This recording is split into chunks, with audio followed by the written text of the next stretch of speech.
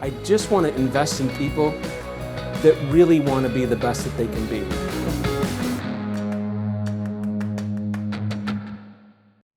Hello, everyone. This is Todd Screama and my good friend Chris Kobz. We're doing a podcast on building an unbelievable team culture. And I think this is one of those subjects. I know for me, growing up in business, when people talked about culture, I thought it was one of those buzz terms that would kind of go away. I didn't really understand what it was. I didn't understand what to do about it. And so let me fast forward now.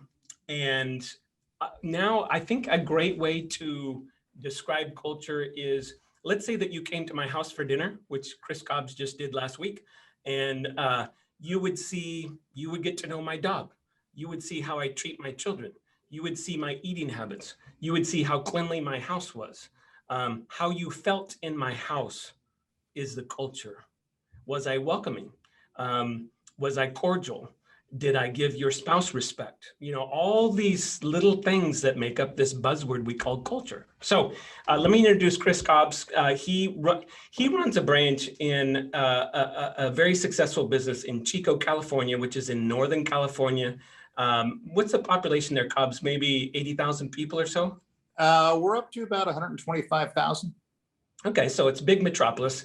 And so he's what I call a big fish in a small town. I'll let him share with you his market share, but his market share in his market is unheard of. It really is. So we'll talk about that a little bit, but I want to give him a lot of credibility because of the 100+ locations that we run across the country. I would say that Chris runs the best overall culture within the branch, meaning that his retention rate, his development of his people, how people feel working there, you know, it's never perfect. And I'm sure Chris will talk about that. It's not perfect for me either, but that doesn't mean we shouldn't work on it. So Chris, my question to you is, as we go through this, oh, by the way, something else I should tell you about Chris is his trajectory or his ability to grow his business. I don't know what the percentages is per year, but it's super strong. Like it's probably, you know, a growth rate of 25% a year or something like that over a sustained number of years. Chris, how long have we been working together total? It'll be 10 years this year. Okay, so I've seen this development over 10 years. And to me, yes, he's very good operationally. He's very good at sales. But I think the obvious standout to me is the culture that he's built. And so I guess my first question is, Kobz, how do you describe culture? I kind of use my house as an example, but do you have a different way of explaining it?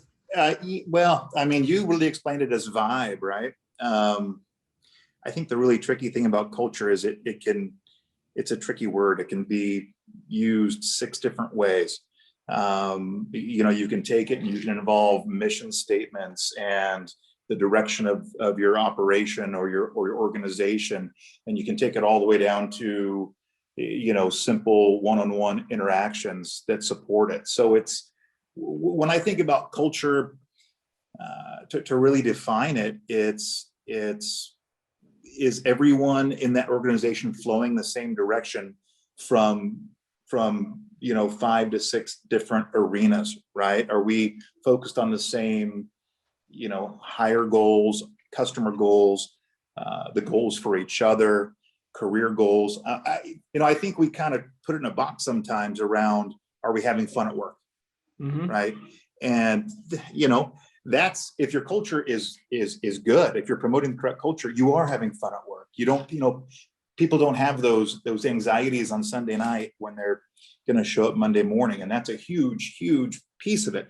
But that's not just what culture is, right? So I think it gets narrowed depending on perspective, but it's a very, very big thing to try to get your arms around, and it affects, I feel, everything we do, from how much we sell to how we treat clients, to our performance, to our P&Ls. I think it's top to bottom the most important thing that we do, and probably that means it's the most neglected. You made me think of something. So I don't hide the fact that I've had a therapist for 5 years, and I had this one lady. She actually was in her 80s, and she ended up passing away after I had seen her for about 3.5 years. But Pat was her name, and she was a lovely person. And we worked a lot. I'm working on personal life stuff, and I said, Pat, what is love? And she said, Todd, at the end of the day, love is how you feel in someone's presence. And I thought it was so profound. And how you're describing culture and how I describe it, it's kind of that feeling that you have at work. Do you respect your leadership? Do you know what to do? Do you know what success looks like? Are you? And that I like a feeling, because that feeling comes from 100 different things that you're doing, right? Does your leadership feel authentic? Do you have transparency with your coworkers? I could go on and on, but all of those things come together to create that feeling, which becomes your culture. Yeah. So how did you, like Chris and I were talking before just before this, and I said, my biggest concern is that people will watch something like this and they will try and do some of the activities. However, they won't do it authentically, meaning that it will feel contrived, or people won't think that it's that you're doing it because it's your coach told you to do it, or you watched a podcast. There was some sort of shift, and I've never asked you this question, but there was some sort of shift that happened with you.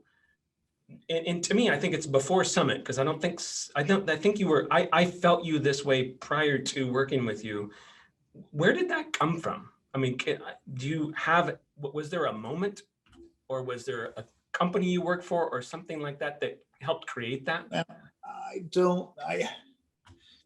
I don't know what I figured out, or if it's something I figured out, and it's kind of related to self-deprecation, right?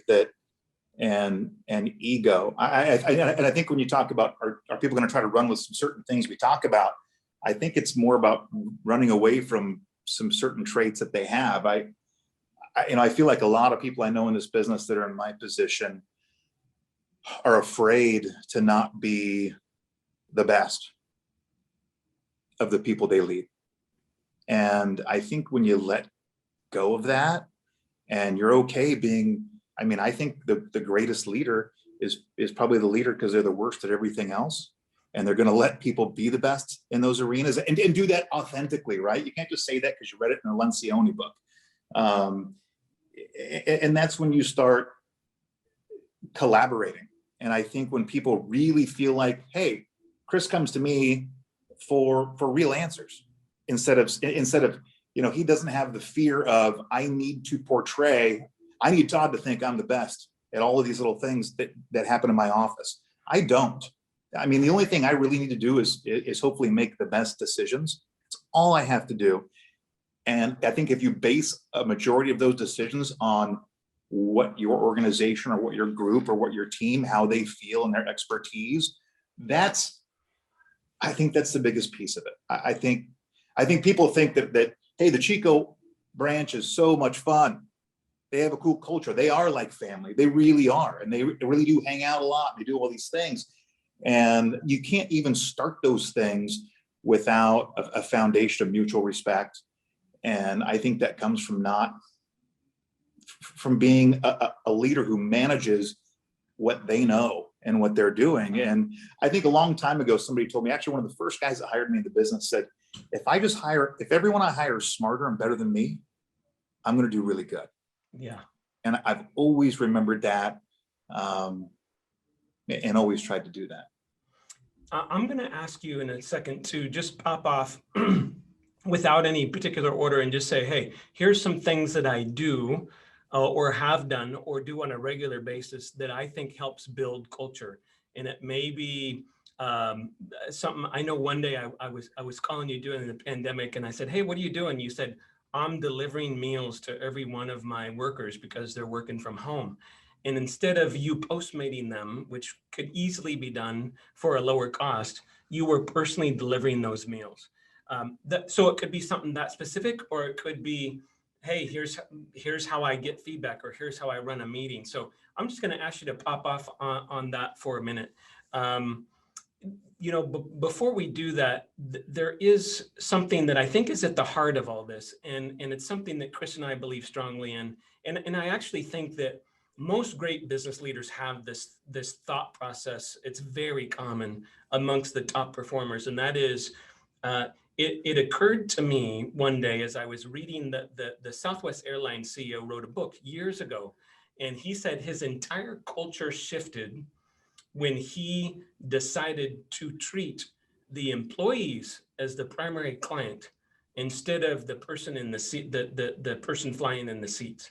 He said, I ran the company that way for years, and then we just 180'd it. And I decided, and his logic was, and this really struck me in what was a big turning point for me, is that, when you really look at someone like myself or Chris or anyone listening to this, we don't do much.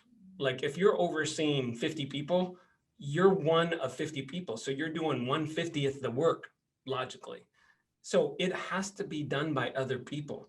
The mechanic that owns a mechanic shop that's listening to this, and you have 5 employees, yeah, you're the owner, but you're only doing 1/5 the work. So if the employee feels really good about working there, that's going to show in their work quality. It's going to show in their customer service level. It's going to show in them doing +1% for people that are working, the clients that they're serving. So that's kind of the crux of all this, is understanding we're not that important anymore. And that's kind of what Chris was saying earlier. So Chris, with that said, what are some things that you do, again, no particular order, that you're like, hey, this really builds culture?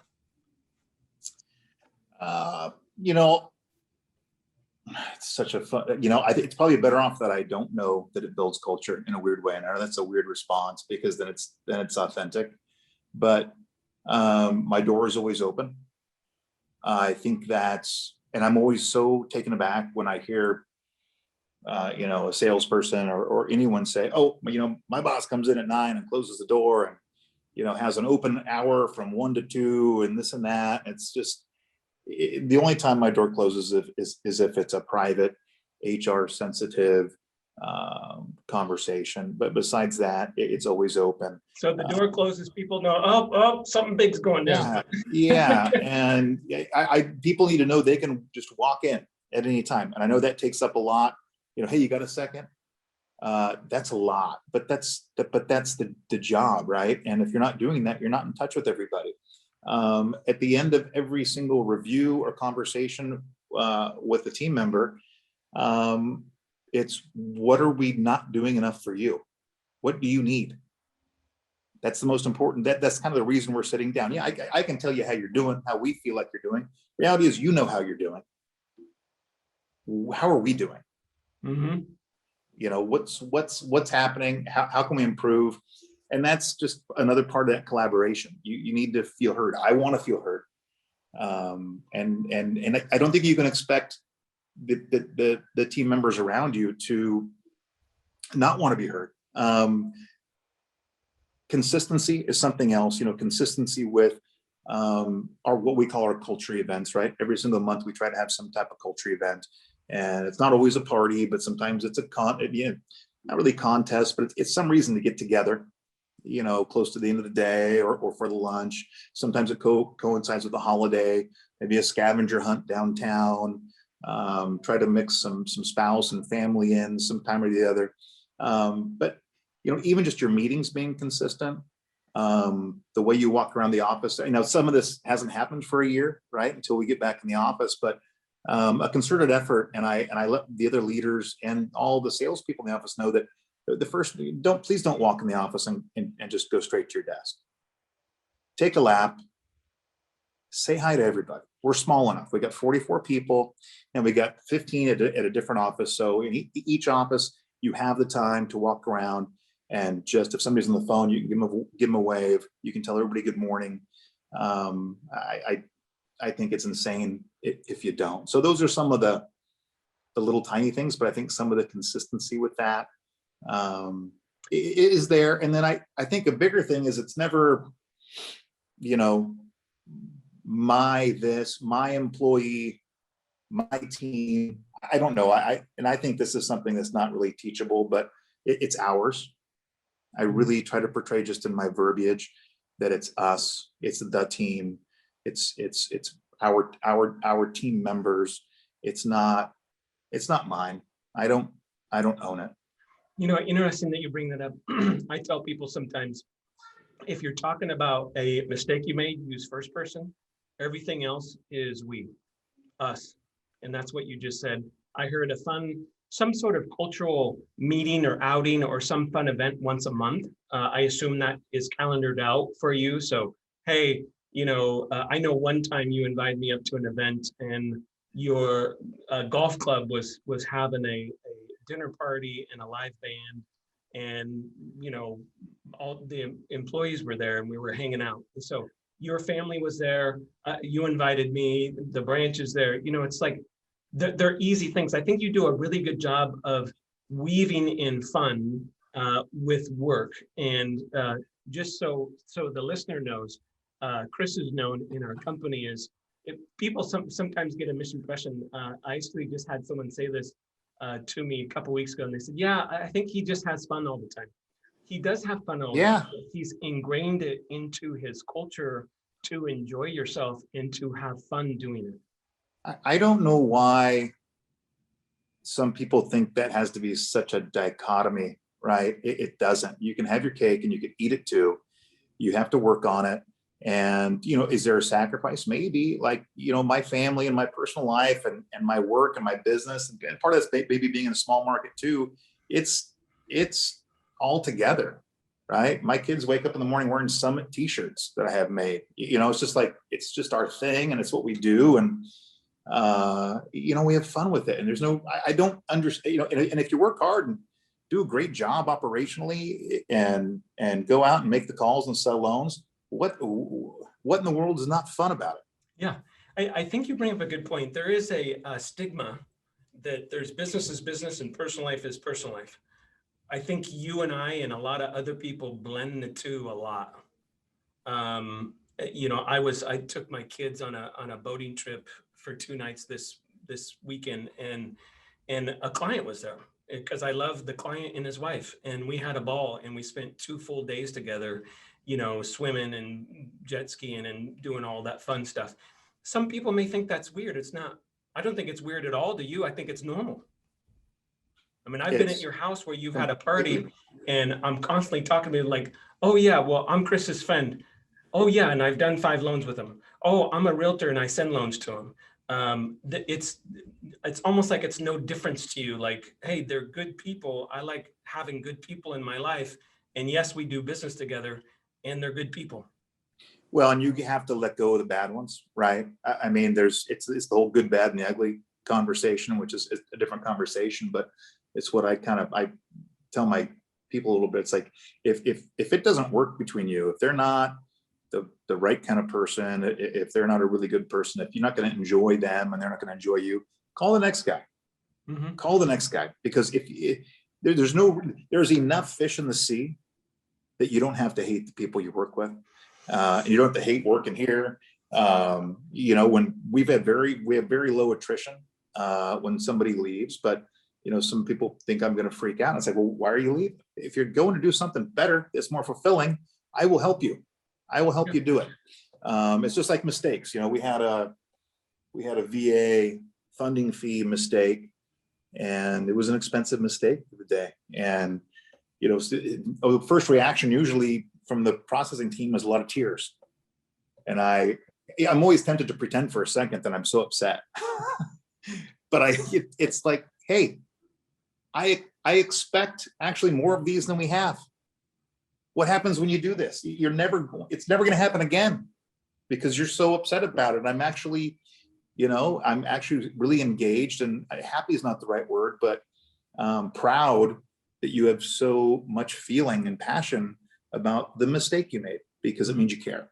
Yeah. So that's just, I don't know. I guess some people will watch this or listen to this and say, well, there's no hammer to him. There's no, he's a pushover. And it's like, no, there's not. It's people. The business isn't 1003s. The business isn't realtors. The business isn't upper management. The business is just people in every single aspect.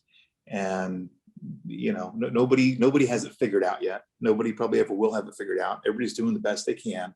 Every now and again, when you find somebody that's not or doesn't want to, you need to help them find a different direction. And I think that about sums it up for me. Let me go. Let me stay on this tactic thing. So you guys know when I started this podcast, that the whole goal was to give back to business people, and then my personal podcast is about giving back to anyone that wants it, and just sharing some of these ideas. I think we're a learning-based organization. I'm a learning-based person. I believe that life is great, and I believe it's our job to tackle that and have fun with it. Chris does an excellent, outstanding job with that. Let's stick on these tactics for a second. I'm going to share my screen. You can always find these handouts on beyourbestseries.com. I got a couple things on here. Show people you care. So this is more tactics. 3 handwritten thank you notes per week to an employee. I do 10 and I mail them to their house. So I put 3 on here because most people run smaller organizations, but there's nothing like getting a personal, heartfelt note from your leader that you can share with your kids and your spouse. A lot of times I see people and I'll go to their homes and they will be tacked up somewhere in their home. And it may be a card that I sent someone 5 years ago. So these things have some big effects. Chris already said number 2, once per month, group outing. Start every meeting by asking about their personal lives. I think that's I'm not talking about 20 minutes here. In a 30-minute meeting, this might be 5 minutes, might be 3 minutes, but it shows that you care. Hey, what did you do this weekend? What's some fun that you had? I know for me, to get a little more specific, I have a number, I get a call list every week of what I call my VIPs. And I end up calling 25 of them a week just to say hi and hey, what's going on? Similar to Chris's walk around. If you're not doing that, that's a home run. You're running a business, you can walk around for 5 minutes and say hi and spread the love. It's kind of like when Chris says that, people say if you come home and your spouse is not in a good mood, it takes you about 30 seconds to realize that, something's off and you can feel it. Well, people at work are the same way.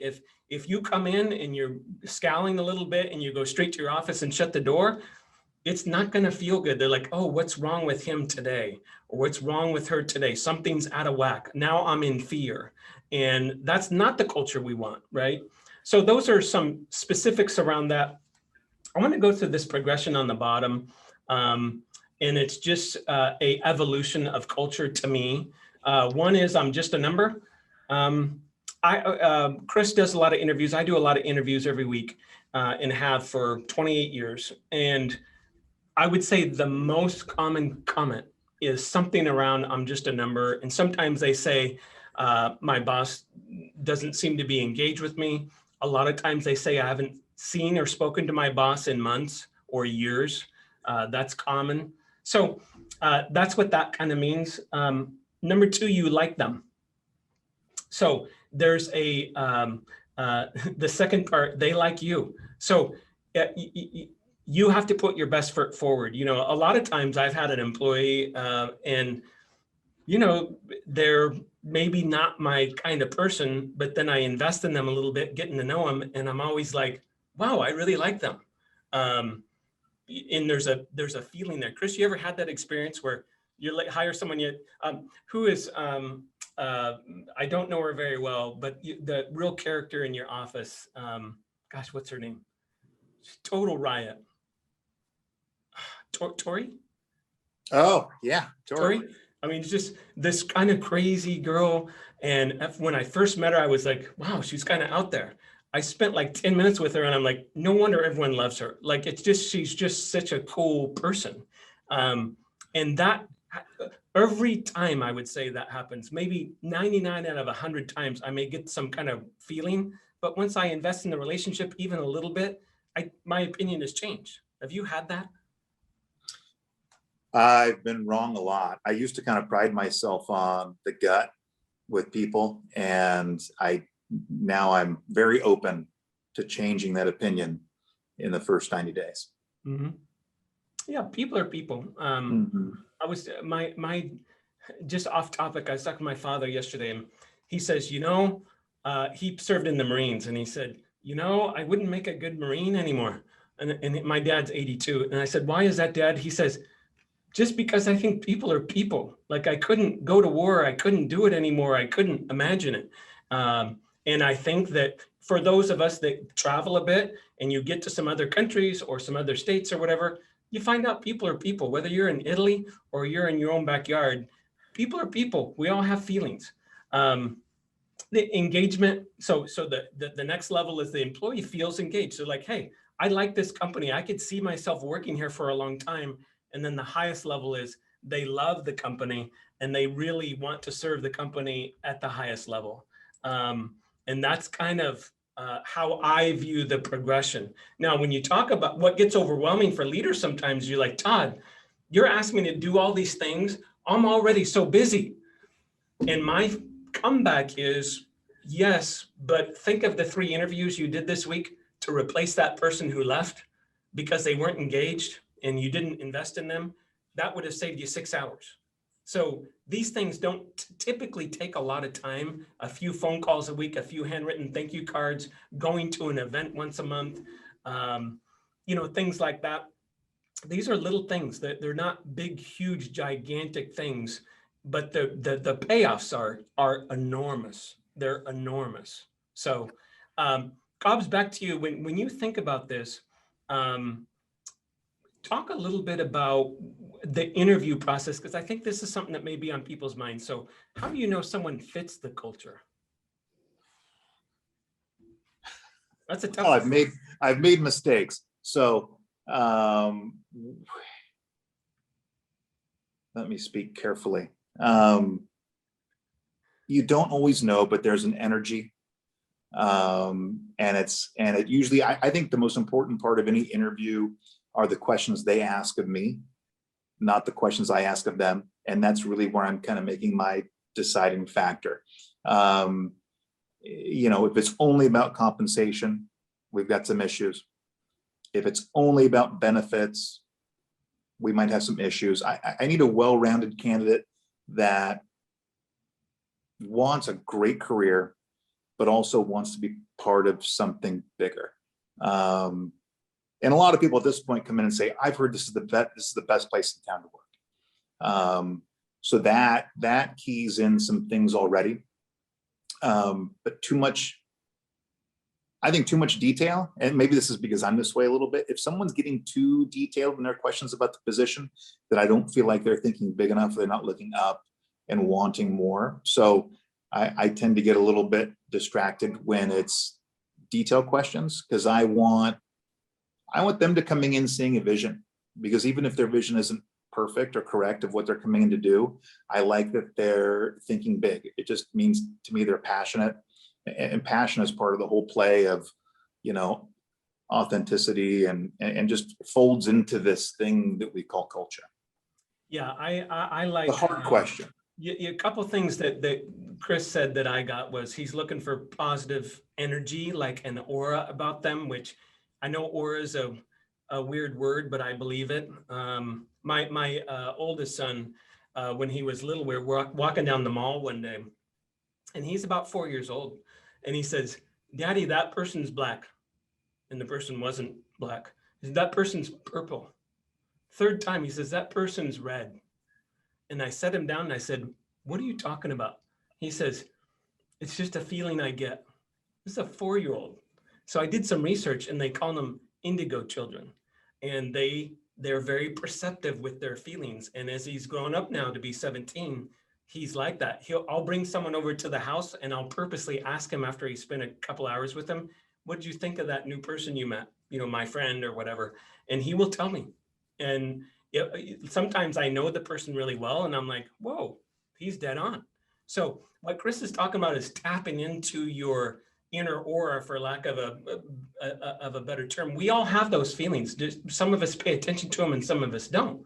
So you're looking for that feeling that you get realize that they're on stage and they want to get a job so that they can feed their family most of the time. So, they're trying to be their best. Let's do a couple questions. I have got a couple interview questions. I love to try and discover some of this. One is, tell me specifically where you want to be in 5 years. What does this journey look like to you? And then I shut up. Another one, and this is my favorite one of all. You got to be careful. There are HR laws around all this. I believe this is a legal one, hopefully, because I use it all the time.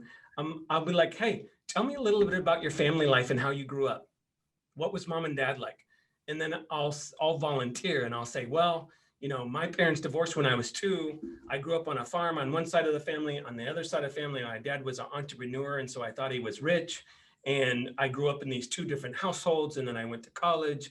And I just give them a little 2-minute overview to model for them how I want them to answer, and the insight I want them to give me, and then I shut up. And if someone sits there and says, well, it was pretty good. My upbringing was pretty good. And they use that high-pitched voice. I'll just, now because I know better, I'll just look at them and say, what's wrong? What happened? And just shut up. And they will go there with you if you make it a safe place. Those are 2 questions that I love. How do you try and size up that person? Are they going to fit the culture? And really digging deep with them. What's a couple questions you might use? I love digging into the resume, one by one, line by line on past experience. And I love to listen to what they say about past management and past companies they worked for and why they left. That's a big, big deal. There's even, you could, in my opinion, there should be no negativity there towards past. Well, they wouldn't let me. Whenever I start hearing that, we're probably not going to be a culture fit. Even if you were trapped, even if it was a bad situation, you probably left for better opportunities elsewhere. And that's a way. That's just a kind of tells me, are you a half full person or a half empty person? And we don't have a lot of time really for half empty people. If you have a problem, bring a solution, and there's always a way to fix everything. And that's just the culture. Yeah, I think what I call that is listening for the blame. Yeah. People either take responsibility proactively or they blame. It's one of the 2. That's always the case. I'd much rather hear, I was terrible at that. I went and tried to do this job, but I went and everybody was great. They were cool. And I was bad at it. I just didn't get it. I'd be like, I love you. You're great. Right. Well, it speaks to self-awareness, right? Yeah. I totally agree. I've got this little test. So in my company, we do a culture test every 6 months. But this is a quick test that we can dive into for a minute about what this might look like. Again, there's 5 questions here. These are just things that I made up to ask yourself as a leader or as a business owner. I truly love my employees like my family. Yes or no? Yes. Yeah, Chris would say yes. I want to be careful of this. People get stuck on this one and they say, well, like my family? Yeah, I mean, that's a metaphor I would use. Now, some of us don't treat our family members very well, so maybe it can be a cousin, Todd. It can be a second cousin, doesn't it? It can be, your wife. We have a fund in our company where if an employee falls on hard times, then we grant them money, and it's called the Ben Barker Fund. People are like, why did you do that? I'm like, because I want to take care of my own. Right. If I'm going to give money to charity, there's a lot of people, anyone can fall on hard times, and most people don't have a war chest of money that they can just tap into. And I'll tell you, Chris, we've been doing that for probably 7-8 years. Sometimes it's $600 for an electricity bill, that their electricity got turned off and they're a single mom with 3 kids.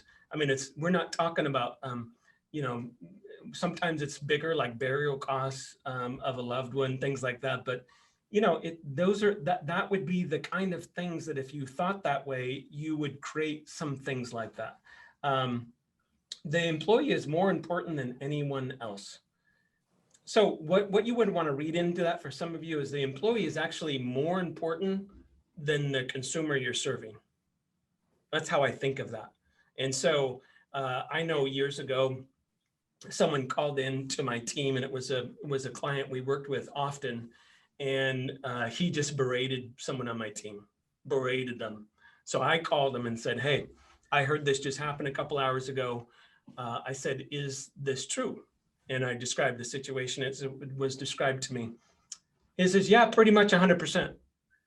I said, "But what makes you think that you can treat my employee that way?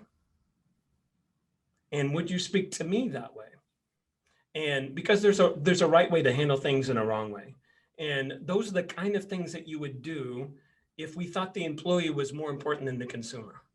And it's not commonly taught. Like, this is not one of those things that you read much in books, but to me, it's a defining moment. Would you rehire 100% of your employees? Good question, right? I know I've had several times in my career where I've asked myself this question, and if I wasn't 100% on rehiring them, I made it a point to set up a meeting and talk to them about how I feel. So, Chris, any comments on those? On number two, I would say that also really goes for team members, right? My teammate is more important than anyone else, right? Because you sometimes get the loan officer, either throwing the processor under the bus or always consistently, taking the side of their agent over what their processor needs. And you just have to remember, at the end of the day, we're still going to be here. Yeah. And that client's not going to be here. And if we're doing it the right way, we're not really trying to make it harder for each other. We're just trying to get the job done. Mm-hmm. I love this next one. I understand 60% of my waking hours are at work. I honestly think at the heart of Chris's culture building is this concept. So the concept is, if you look at working 8 or 9 hours a day, your commute time that you spend at home checking emails, time at home, maybe you take that business call or thinking about work, it's well over 60% for most of us of our waking hours. Can't count sleep. So if you compare that to how much time we spend, say, with our friends or with our children or with our spouse, all those numbers are around 10, 15%, much lower. And so from a sheer math standpoint, I think that how this translates to someone like Chris is, I want to have fun at work because I spend most of my time doing that. And now that's super simple. However, if you don't do the math, let me say that differently. I did this math about 15 years ago. It changed my life because I'm like, who do I want to work with? When I'm recruiting someone or I'm hiring someone, this is someone I'm going to spend 60% of my time with. This is important to me. It's a big deal. And it makes me put more emphasis on who I work with, having transparent conversations. For example, if I don't think I would rehire them today, I want to have that conversation. I want to get those feelings out. I don't want to be, say, upset at a friend of mine and never telling them why I'm upset. I don't think that's fair. And I don't think it creates relationship. It creates a divide. So the last one, people often rave about the culture that I have created or we have created. That's a big one. So I know I have a lot of people, Chris mentioned this earlier, I've had a lot of people tell me, I don't know what you guys are doing over there, but I need to figure this out. Like, I want to be into something like that. There's a little rating scale on here. It says 5 is a great culture, 4 is mediocre, and 3 is poor. Take the ones that of that simple 5-question test, take the no's, turn them into yeses, right? That would be the idea that you would do with a tactical plan like this. I always say this in life. Life is an action, not a feeling. So we're talking about culture. Well, that's a feeling, but it comes from the actions that we do and don't do. We didn't mention this, but I think it's important. Something as simple as having a birthday program and an anniversary program. So I have 90 VIPs on my list. And when it's there, I had employee of mine that was his 24-year anniversary. I called him yesterday and I'm like, hey, and I'm very gracious. And I'm like, I remember when we started, we reminisce a little bit. It was maybe a 10-minute phone call, but those little things are important. Or receiving a little gift and a phone call on someone's birthday. Those are not big things to do that make a big impression because it's action oriented. Something as small as sending a small gift. Usually, a lot of times I'll send books out and I'll say, hey, this is quickly becoming one of my favorite books I ever read. I wanted to send it to you. It's a $10 book, but it makes an impression. How many people really take the time to do that? I had an employee a couple of weeks ago send me, I was in our branch and we were just talking about, we're both like to read books, and I like fiction and nonfiction. She sent me a note with 2 books that said, Todd, great talking to you at the branch the other day. We're talking about a 5-minute conversation. And she said, these are my top 2 favorite books I ever read in my life. I hope you enjoy them. What will I do for her now, Kobz? Anything. She sent me $20 worth of books. I called her. I said, her name's Lauren. I said, Lauren, I can't believe you sent me those books. That is so awesome. I know you're getting ready to go on maternity leave. I hope you have a happy, healthy baby. You got to send me some pictures. It like developed this relationship where before I knew her and she's a valuable piece to the organization, but I didn't. Now I know her a little bit more, and she went out of her way to do something special for me for $20. Matter of fact, they were used books, just so you know, which meant even more to me. Like, I think she probably took them off her shelf and sent me her books, right? So those are cool things. Chris, what's something that someone's done for you that made a real impression?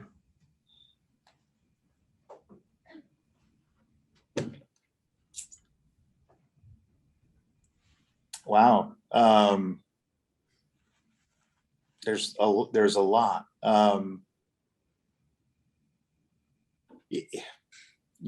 don't want to single out a single thing, but I think the biggest impression, and I can use this last year as a good example, because I think it builds trust, is that so many people were working from home. There's the initial scarcity viewpoint thinks, how much is everybody really working, right? And it was a cultural change. It was different. And when you start having those kind of thoughts, you start lacking trust, right? And I think everything we've talked about today has to do with finding the right people and being able to trust them. So, we got this year, we had installed, I didn't even know for several months, I find out, hey, we have this productivity software that can tell you really how much people are clicking and pointing and using their keyboard. And, that's about all I can say about it, because I didn't get very far in. I looked at it, and it just qualified more of the trust factor that, 99% of the time people are going to do the right thing. And trust is all of it. Nobody in my office has to say, hey, I have a doctor's appointment, I'll be back in an hour. Go. Right? If you have a team and you're working with a loan officer, yeah, I'm sure you're going to let her know that, hey, I'll be right back. But you don't have to tell me. You don't have to tell the office manager. People tend to always try to do the right thing, and the more you trust them, they're going to try even more to keep that trust. So anytime you go the opposite direction is when you're digging that hole. So I don't know why I thought of that with your question, what somebody's done for you, but I think about what everybody, I have 44 people, and they, especially this last year, but all the time, they work their butt off. And they're not interwoven. Their families, because of some of their positions, don't get to interweave their family and their friends and their clients into their job as much as some of the rest of us do, including me. So to see what they do, and to ever really doubt that, I mean, you don't need to doubt it, because are you going to get burned and somebody's going to be off not doing their job? But it's so infinitesimal in the scheme of things that I wouldn't even think to worry about it. So what I'm getting from you, and I want to say this because I think it's important. Are you a high trust individual or not? Chris is a high trust individual. There are people, matter of fact, I had a friend recently, and I told him, I said, but you're just not a trusting person. And I said, it's going to be hard to go through life that way. And will you get burned sometimes? Yeah, but you'll get burned anyway, whether you're a trusting person or not. I'm not saying be blind and be dumb, but there's a certain level of trust that comes when you're a leader, when you're overseeing people. And um, yes, there's a point where it can be too much trust, but for the most part, I find that people don't trust enough. You know, you're talking about the pandemic, and all of a sudden in a year, we have tons of companies saying, yeah, you can either work from the office or home. But prior to the pandemic, no way, no Yeah. way. I think they learned a lot about trust, right? Yes. 90% of corporate managers, this is a total guess, I bet you 90% of corporate managers would have said, no way. Hey, we want to give our employees the option to work from home. As long as they keep up their output and their metrics, you know, they can stay that way.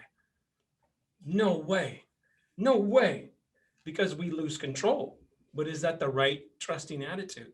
I think people are going to find that there is a nice balance to being able to do that. I remember at this meeting that Chris was at a week ago, we were at together with 10 other people. Someone brought up the idea when we're having dinner of having that anyone could earn a 4-day work week. And just watching the conversation that happened, because I felt that way for years, just watching that conversation, and some people were like, no way, could never work. And there was the other half of the room that's like, look at, we just went through a pandemic and thought no one could work from home, and it worked out great, you know, and doesn't mean you don't have to keep tabs on it and be smart about it, but starting with the idea of trust, that if I'm going to work a 4-day work week and I'm going to have a buddy, Chris is my buddy, that's going to cover, I'm going to cover his desk on Monday, he's going to cover my desk on Friday. If we want the 4-day work week, we're going to work out those details with some help. We're going to work out those details, and I'm going to make sure Chris doesn't fail on Mondays. He's going to make sure I don't fail on Fridays. Why? Because we enjoy having 3 days off in a row. Yeah. Well, the risk of not being high trust is going to create more loss than the little bit of loss that you're going to negotiate by being high trust. 100%. Chris, if I were to ask you, I don't know if you have a culture statement or something like that. Is there something that you regularly talk about, or that's on your business plan, or is up on your walls that say, hey, this is a description of our culture? Do you have something like that, or do you just act that way? No, we don't have something like that. It's kind of we're really kind of a golden rule place. You know, I know we're talking a lot about humility and trust in these things. I don't want people to think that we aren't highly competitive, because that's also a big piece of our culture. You know, one of our mantras is protect the letter, and that's just a pre-approval letter thing. And it's been that way for 11 years. And we don't just say it around the salespeople, we say it around the processors and this and that, because it all, you know, say what we do what we say is really what protect the letter means to us. So that's probably the closest thing to a statement that you could ask any of all 44 people what protect the letter means. And that's what that's about. And I think it means different things to different people, right? Our processor, they just kill it. Protecting the letter means protecting them, right? And making sure that we're setting up our clients to succeed so that they can do a great job for their clients. But that's probably the biggest one of that. Otherwise, from just a pure culture statement, I don't know. We don't, not trying to box that in too much. It's more how you act. You know, that, not to get off on a tangent, I was talking to someone yesterday, and he said, he had met my kids for several hours, and he's all, your kids are really good kids. And I, of course, am flattered and honored. And I said, yeah. And we got in this discussion on how people do that. And I said, you know, I think 80% is them watching you. So if you don't want your kids to cuss, don't cuss. If you don't want them to smoke cigarettes, don't smoke cigarettes. If you don't want them to be mean to people, don't let them see you be mean to people. And we got in this discussion. I think culture is like that. Like, I think you have developed this culture because as long as I've worked with you and seen you, I don't see you, I see you get stern with people. I've seen you be very direct and open. I've seen you be very humble. What I don't see is things that diminish trust, which is, hey, someone's leaving your company and you're just going to berate them out the door and you're not going to pay them and you're going to talk bad about them in the community, and these kind of malicious things that I see people do. And all it does is make you look like a schmuck. And It doesn't help anything. I know the only time, we had a loan officer leave a few years ago to open a competitive, shop in town. And that's really the only time I'm not that cordial, but I gave that person a big hug and I said, I wish you the best. And if you need anything, call me. Now, as soon as they're gone, I'll be really transparent. Yeah, I hope you don't call me for any help because I have these people to do this. But at the end of the day, if you did, I'm here. And creating enemies I'm very competitive with the competition, and my group knows that. That's a big part of our drive. I want to grind them into the ground. I have a 9-year-old daughter who drove by I forgot, I'd said something to her about a new company opening in town, and we drove by, and since then, a year later, they still had a billboard up, but they had closed down. And at the time, she was probably 7, and she'd heard me say something to my wife and Jess, and she said, "Daddy, are those guys you ran out of town?" I said, I was so happy. I said, "Darn right, babe. We ran those guys out of town, but they're going to come work for us. They're going to be great."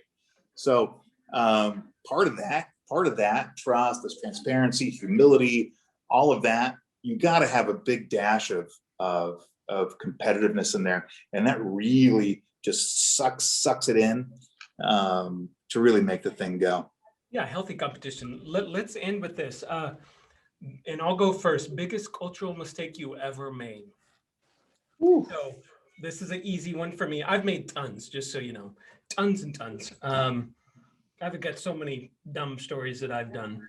But I think the biggest was I put someone in a leadership position who treated people horribly, and by far, hands down, that was number one. Like I knew he was doing it, and I let it happen.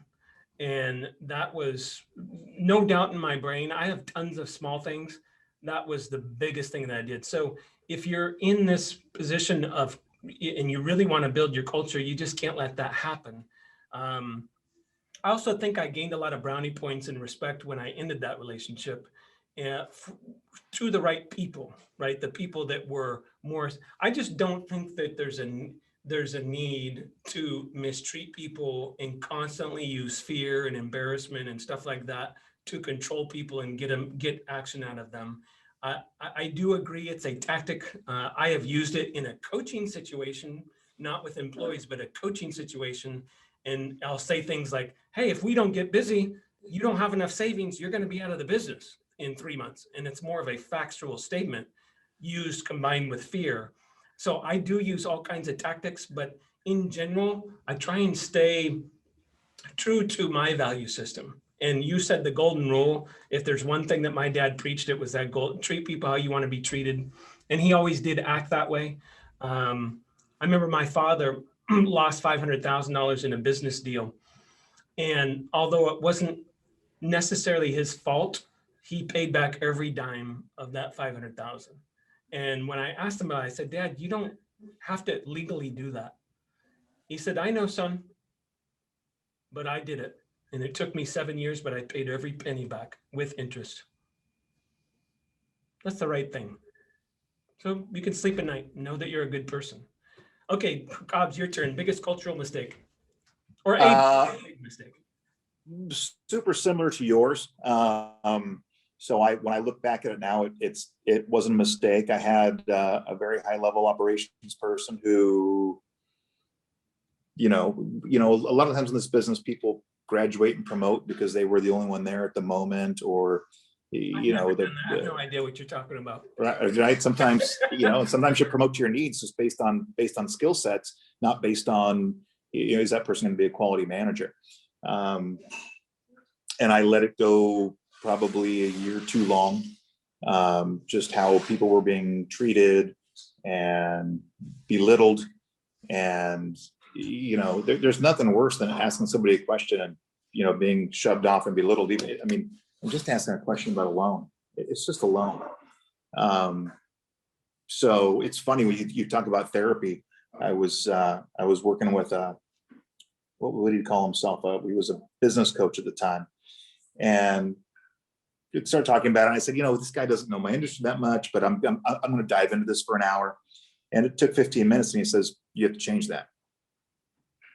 Even if it's letting her go, even if she's going to quit, if she's demoted, then do it. And I remember asking him, how do you know that quick? He says, you don't want to do it because it's so hard, but I can just tell in your words and your demeanor that you already know it's the right thing to do. And we made that change pretty abruptly. And it was actually a huge, even, the reason I wasn't doing it is because it was a huge shock to our system. And it was even a shock that reverberated. I mean, everyone was shocked. At the same time, every single person knew it was the right thing to do. It's just probably one of the hardest, business things I've done in the past 10 years, especially at the size that we were.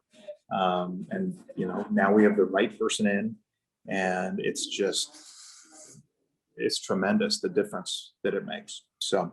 Yeah, just talking about respect level, I remember Chris and I talking about that decision years ago, and easy for me to say, I believe my advice was, yeah, you need to make a change. It doesn't fit your culture. With that said, once he made that, I got off the phone. I'm like, I'm not sure if he'll actually do it. And a week or two later, it was done.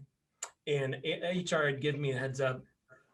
And my respect level grew for you during that time, because that was a big decision. And I was like, but what happens with that, and I want the listeners to understand this, that action reverberates through the organization. And I guarantee you, whether it was decisions I've made or the example that Chris is using, people, after the shock and awe wears off 2 or 3 days later, they're like, whoa, we stand for something here. There's a certain cadence or behavior style or a way of treating each other that is okay. And there's ways that are not. And that's you gain so much respect when you make those tough decisions. I guarantee you, probably 50% of the people listening to this that run a business or own a business, you have that person in your organization right now. And that person, the problem with that, when you talk about culture, that person, I call them cancers. And I know that's a harsh word, but the reason I call them cancers is because people attach to them. And if you know anything about cancer cells, they bond together and grow bigger. And so you have one person in your organization of 30, for example, that's a cancer. And it happens like this. I'm at the copier, and Chris walks away, and I say just a little something demeaning to someone next to me waiting for the copier as well. Like, gosh, did you see his loafers? Can he get a better pair of shoes? Could be something that small. And then, but I'm doing that 5 times a day to the 30 people around me. And people are starting to buy into it. And pretty soon they're like, yeah, what's wrong with this person? Gosh, what's wrong with that employee? Or, this cattiness that happens in the workplace. And if you allow it, it will happen. If you allow that cancer, it will grow. So Chris, let's do some parting words and then we're out of here. What would you say to the small to medium-sized business owner that wants to increase their culture? If you said, hey, do this one thing, what would that be? And it may be something you already said.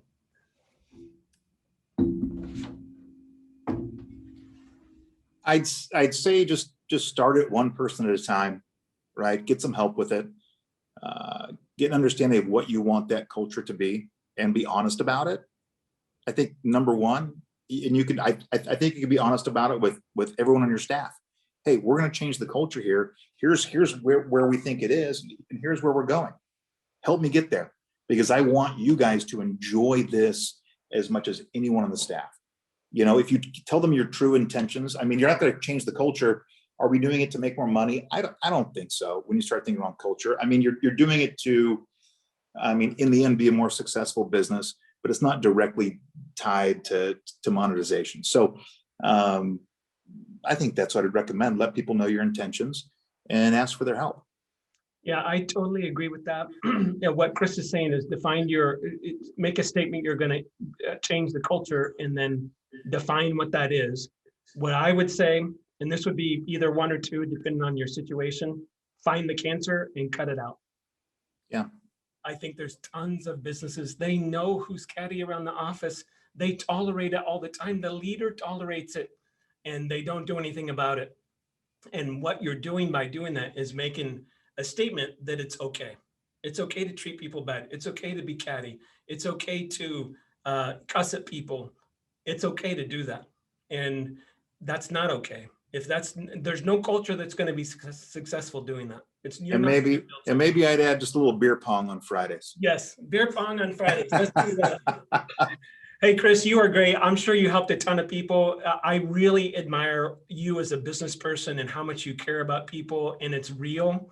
And I wanted to say that one more time. It's a real thing. We really have to care about people as more than we care about the customer. We got to care about the employees and all the flock that we oversee and shepherd them correctly. And that's a metaphor that I think really resonates to make yourself the king of culture and really live it that way. Or if you don't have that skills, maybe you appoint that person and you give them full control over that section of the business if that's just not your skill set.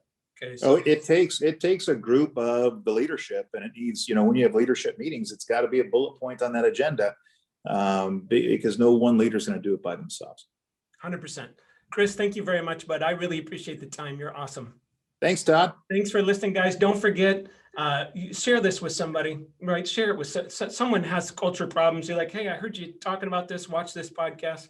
And don't forget, we do home loans for a living all over the nation. So if someone sent you this or you want to get a hold of someone, contact us. We are happy to help you with your home loan. That's purchasing homes or refinancing homes, all the above we do. Thank you, guys. And thanks again, Chris. I appreciate you guys. Thanks for listening. Bye, guys. Thank you. I just want to invest in people that really want to be the best that they can be.